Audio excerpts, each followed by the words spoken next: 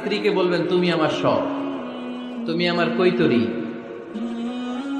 তুমি আমার টুনটুনি, তুমি আমার ময়না পাখি, তুমি আমার সোনা পাখি, ওই যে কয় কলিজা। তার মানে প্র্যাকটিস চলে বাসায়। আর কি ডাকেন ভাবিরে, কি ডাকেন বলেন? জান।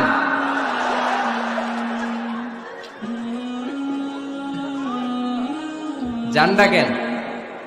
আর ভাবি কি ডাকে আপনাদেরকে? বাবু।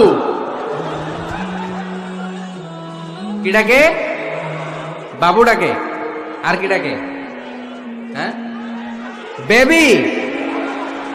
পোলাপান কত দুষ্ট দেখছেন, বেবি ডাকে নাকি?